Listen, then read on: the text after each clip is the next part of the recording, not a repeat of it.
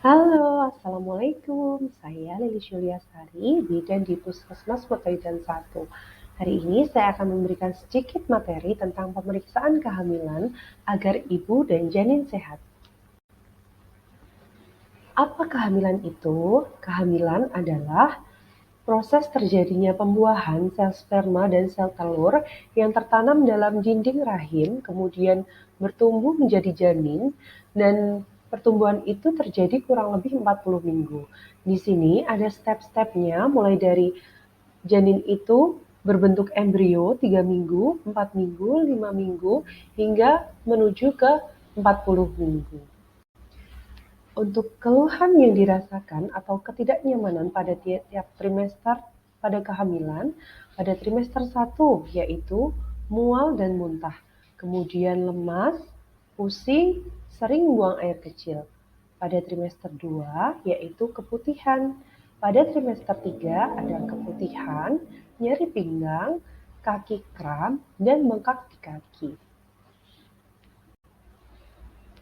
Perubahan fisik selama kehamilan. Yang pertama, perubahan itu terjadi pada payudara, yaitu membesarnya payudara, kemudian ada hiperpigmentasi atau menghitamnya warna kulit pada bagian areola, kemudian juga puting susu lebih menonjol. Untuk perubahan pada kulit terjadi karena adanya pembesaran rahim sehingga kulit menjadi meregang.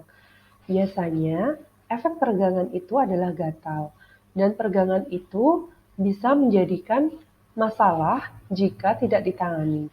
Kemudian ada peningkatan berat badan pada ibu hamil. Perubahan mental selama kehamilan. Yang pertama, pada trimester 1 yaitu perasaan sedih, khawatir karena mual muntah. Ibu mengkhawatirkan keadaan janinnya karena tidak bisa memberikan nutrisi pada awal kehamilan. Kemudian pada trimester 2, ibu sudah mulai merasa nyaman dengan kehamilannya dikarenakan mual dan muntah pada trimester 1 sudah mulai berkurang. Untuk pada trimester 3, ibu mulai cemas untuk menghadapi persalinan. 1000 HPK atau 1000 hari pertama kehidupan. Ini adalah momen penting yang tidak akan terulang lagi. Jadi, poin penting dari 1000 HPK ini adalah memberikan nutrisi bergizi seimbang dari ibu hamil hingga anak berusia 2 tahun. Apa yang kita alami, lakukan, ataupun makan selama 1000 hari pertama kehidupan akan memberikan konsekuensi yang panjang terhadap kesehatan di masa depan. Kemudian, HPK 1000 HPK ini juga disebut dengan periode emas.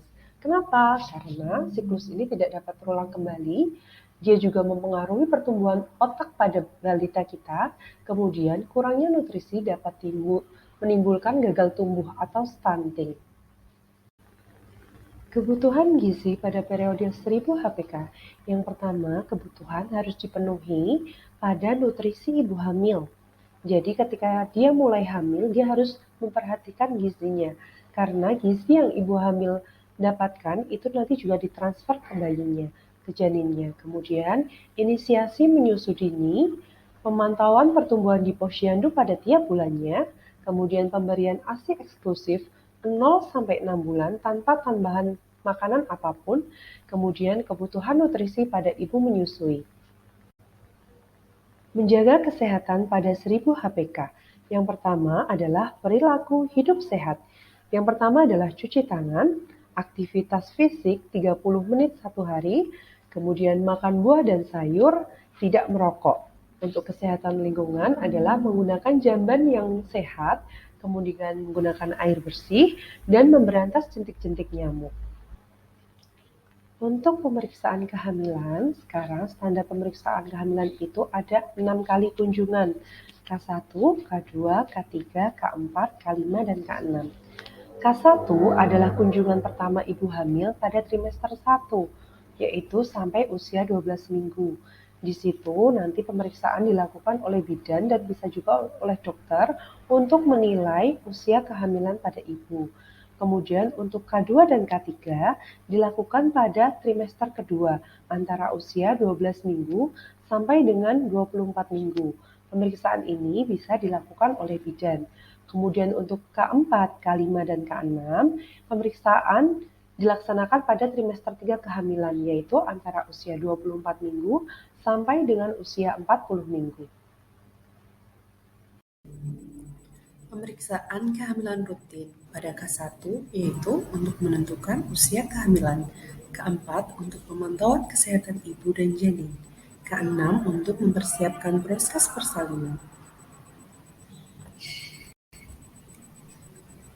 Pemeriksaan kehamilan oleh dokter yaitu pada K1 untuk screening faktor risiko kehamilan atau penyakit lainnya dan USG. Untuk K5 yaitu untuk mempersiapkan proses persalinan, USG, kemudian juga rujukan jika diperlukan. Tanda bahaya Pemeriksaan kehamilan oleh atau ibu dokter hamil ke yaitu puskesmas, pada rumah sakit K1 dan dokter bila atau dijumpai tidak keluhan bila juga dijumpai juga keluhan yang pertama dan tanda muntah di bawah terus dan dan tak mau unas makan, muntah demam terus dan tinggi, tak mau makan, mempersiapkan bengkak proses persalinan, demam tinggi, dan wajah, USG, atau janin kemudian dirasakan dirasakan kurang dengan bergerak jantung. dibandingkan Yang keempat, sebelumnya. perdarahan Kemudian pada air hamil ketuban muda atau pemeriksaan sebelum kehamilan hamil. oleh Perdarahan dokter pada kehamilan keluar yaitu sebelum keadaan waktunya. K1 Yang kemudian keenam, bengkak janin pada kaki, dirasakan kurang tangan dan bergerak wajah, dibandingkan atau sebelumnya. sakit kepala disertai dengan kejang. Tanda bahaya Masalah lain pada masa kehamilan seperti demam, menggigil, dan berkeringat bila ibu berada di daerah endemis malaria dan menunjukkan adanya gejala penyakit malaria. Yang kedua, Kemudian, batuk lama atau lebih dari 2 minggu. Terasa sakit pada saat kencing atau keluar keputihan atau gatal-gatal pada daerah kemaluan. Sulit tidur dan cemas berlebihan. Diare berulang, kemudian jantung berdebar-debar atau nyeri di dada.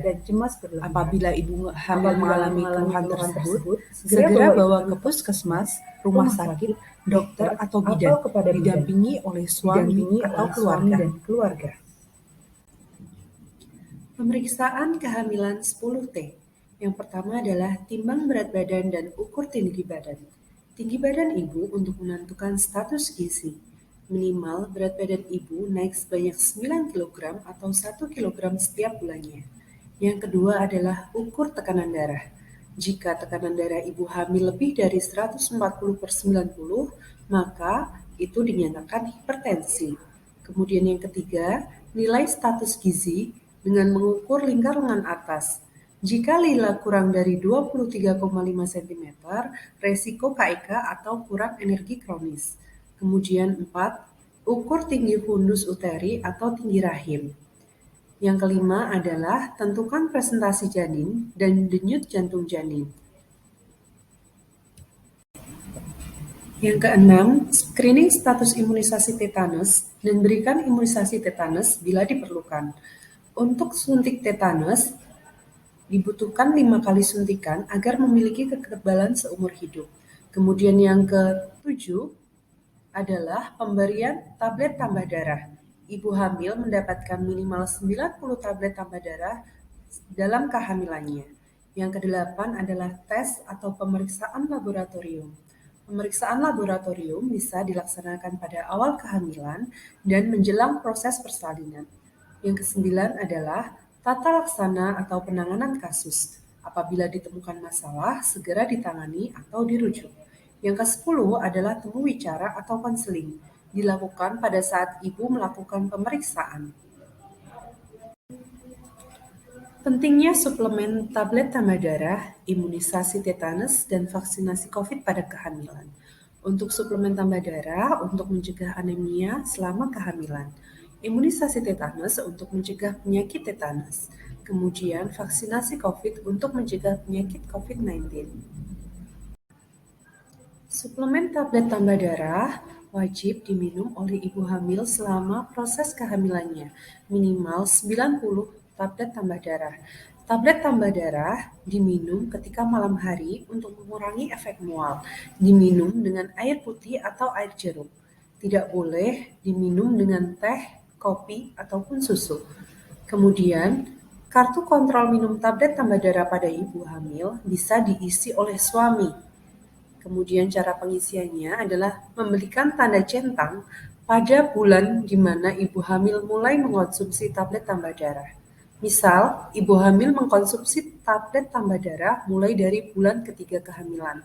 Setiap hari, suami memberikan checklist pada tiap kotak, itu menandakan 1 hari. Kemudian nanti bisa untuk dimonitor dan dievaluasi apakah tablet tambah darah yang sudah dikonsumsi ibu hamil itu sejumlah 90 tablet, kurang atau lebih. Perawatan sehari-hari ibu hamil. 1. Makan beragam makanan secara proporsional dengan pola gizi seimbang dan 1 porsi lebih banyak daripada sebelum hamil. Yang kedua, istirahat yang cukup. Tidur malam sedikitnya 6-7 jam. Tidur siang, usahakan tidur atau berbaring terlentang 1-2 jam. Yang ketiga, menjaga kebersihan diri dengan cuci tangan menggunakan sabun dan air mengalir, kemudian mandi dan gosok gigi 2 kali sehari, keramas atau cuci rambut 2 kali sehari, menjaga kebersihan payudara dan daerah kemaluan, ganti pakaian dan pakaian dalam setiap hari, periksa gigi. Yang keempat adalah bersama suami lakukan stimulasi janin dengan cara sering berbicara dengan janin dan sering lakukan sentuhan pada perut ibu. Yang kelima adalah hubungan suami istri selama hamil boleh dilakukan selama kehamilan sehat. Materi selanjutnya dilanjutkan oleh saya, Oktivika Rizky Ayunani, sebagai nutrisionis Puskesmas Mertowidan 1. Di sini saya akan menyampaikan materi tentang gizi selama kehamilan. Sebelumnya, saya akan menyampaikan tentang stunting dulu. Stunting itu adalah keadaan sangat pendek atau kerdil yang merupakan keadaan gagal tumbuh anak yang dimulai dari dalam kandungan sampai anak berusia 2 tahun. Bahaya dari stunting adalah otak anak sulit berkembang dan tubuh yang sulit tumbuh, termasuk kepada perkembangan. Kemudian kapan terjadinya? Sejak ibu mulai mengandung sampai anak usia 2 tahun. Untuk pencegahan stunting, yang pertama dari sanitasi, yaitu air bersih, kemudian jamban sehat, dan biasakan untuk cuci tangan. Kemudian dari pola asuh, untuk pemberian ASI sampai usia 6 bulan, kemudian dilanjut untuk pemberian MPASI, kemudian imunisasi yang lengkap, dan pemantauan tumbuh kembang setiap bulannya di posyandu. Kemudian di pola makan, sesuai gizi seimbang dengan makan beraneka ragam karbohidrat, protein, lemak, vitamin, mineral, dan juga air. Untuk memantau BB ibu selama kehamilan, jangan lupa untuk melihat di grafik peningkatan berat badan, bahwa di grafik peningkatan berat badan itu ibu-ibu harus tahu untuk menghitung IMT terlebih dahulu. Menghitung IMT dulu awalnya dari rumusnya berat badan dibagi tinggi badan pangkat 2. Kemudian nanti hasilnya untuk IMT yang normal itu 18,5 sampai 24,5, nanti peningkatan berat badannya sampai di akhir kehamilan itu sebaiknya 11,5 sampai 16 kilo. Kemudian untuk IMT kurang dari 18,5 untuk penambahan berat badan ibu-ibu itu sekitar 12,5 sampai 18 kilo. Untuk IMT 25 sampai 29,9 penambahan berat badan ibu sebaiknya 7 sampai 11,5 kg. Kemudian untuk IMT yang lebih dari 30 penambahan berat badannya hanya diperbolehkan 5 sampai 9 kg selama kehamilan. Untuk porsi makan dan minum ibu hamil untuk kebutuhan sehari-hari memang harusnya lebih banyak dari biasanya. Sebagai contoh, untuk ibu hamil selama trimester pertama, untuk nasi atau makanan pokok itu sebesar 5 porsi nasi. Untuk di trimester 2 dan 3 sebesar 6 porsi nasi. 1 porsi nasi itu sekitar 100 gram atau 3/4 gelas nasi. Kemudian untuk protein hewani, untuk trimester 1 sekitar 4 porsi, trimester 2 dan 3 juga 4 porsi. 1 porsi itu sekitar 50 gram atau 1 potong sedang ikan. Kemudian untuk 1 porsi telur ayam itu sebesar 1 butir telur. Kemudian untuk protein nabati, ibu hamil trimester 1 sekitar 4 porsi, trimester 2 dan 3 juga 4 porsi. 1 porsinya itu 50 gram atau 1 potong sedang tempe. Kalau untuk tahu itu satu porsinya 100 gram atau 2 potong sedang tahu. Kemudian untuk sayur-sayuran dari trimester 1 sampai 3 sama 4 porsi. Satu porsinya itu 100 gram atau satu mangkuk sayur matang tanpa kuah. Kemudian untuk porsi buah-buahan dari trimester 1 sampai 3 sama 4 porsi atau sekitar 100 gram untuk satu porsinya itu. Kalau untuk pisang itu satu potong sedang. Kemudian untuk pepaya 100 sampai 190 gram itu sekitar satu potong besar pepaya.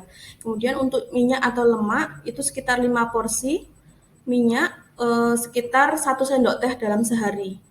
Kemudian untuk asupan gula sama dari trimester 1 sampai 3 itu sekitar 2 porsi gula. Satu porsi gula itu 10 gram atau 1 sendok makan. Itu dari asupan selain gula pasir. Jadi bisa dari kue atau minum teh gitu. Untuk ibu-ibu juga jangan lupa untuk menjaga kebersihan dengan selalu cuci tangan pakai sabun.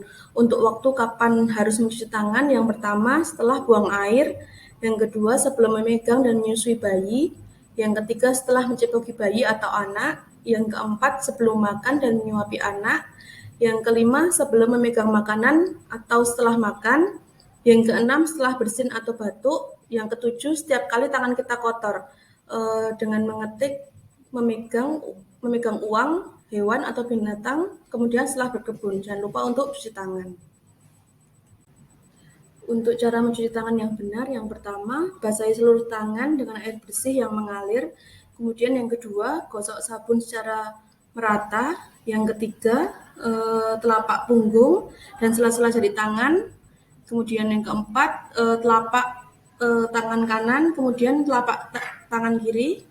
Kemudian yang kelima, bersihkan kuku bagian bawah. Yang keenam, bilas tangan dengan air bersih lagi yang mengalir. Kemudian yang terakhir, keringkan tangan dengan tisu atau handuk bersih. Oke, selanjutnya bersama saya, Dr. Gigi Maharani Oktendrisyaswari, bisa dipanggil Dr. Gigi Okten. Saya di sini akan menjelaskan mengenai perawatan gigi dan mulut ibu hamil. Pada slide sebelumnya telah dijelaskan mengenai perilaku untuk menjaga kebersihan di rumah.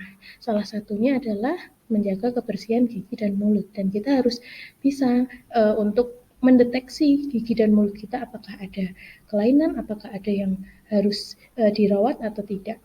Oke, yang pertama, untuk perawatan di rumah, ibu-ibu ini harus menyikat gigi minimal 2 kali sehari, yaitu di waktu pagi setelah makan dan malam sebelum tidur. Untuk cara menyikat giginya, sedikit saya jelaskan ya.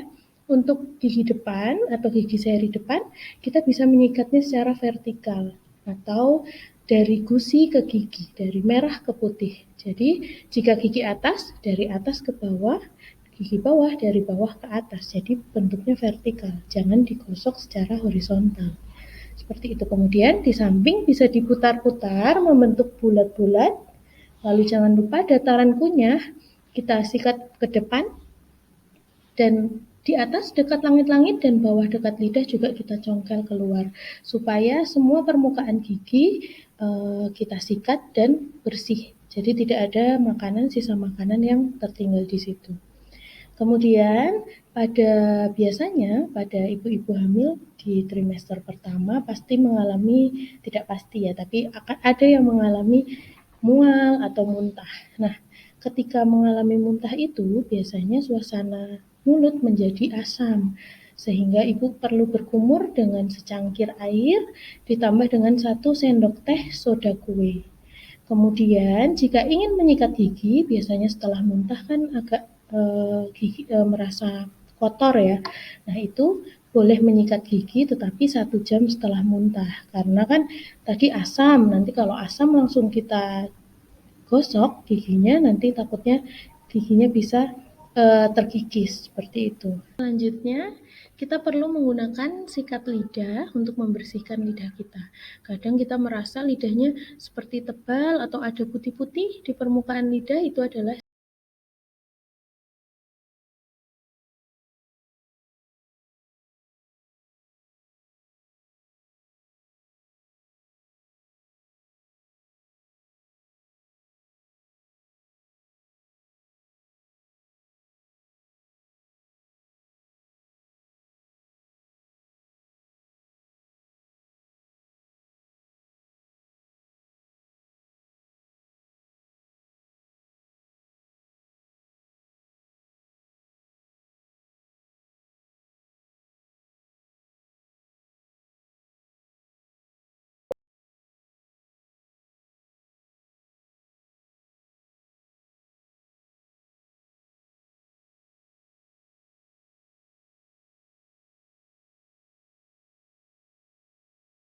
untuk benang panjang, kemudian kita selipkan di sela-sela gigi, dimaju mundurkan, kemudian dikeluarkan. Biasanya kalau ada makanan sisa, makanan itu akan ikut. Oke, kemudian ada juga yang berbentuk, ada pegangannya Ibu-Ibu, nanti bisa dicari di toko-toko, itu ada pegangannya, nah seperti ini, kemudian nanti dimasukkan ke sela-sela gigi. Nanti di atas bawah seperti ini, terus dikeluarkan, biasanya nanti sisa makanan akan ikut keluar. Kemudian yang terakhir adalah mengkonsumsi makanan yang bergizi seimbang. Lalu hindari makanan yang lengket dan manis. Makanan manis itu sebenarnya perlu ya untuk asupan gula di tubuh kita.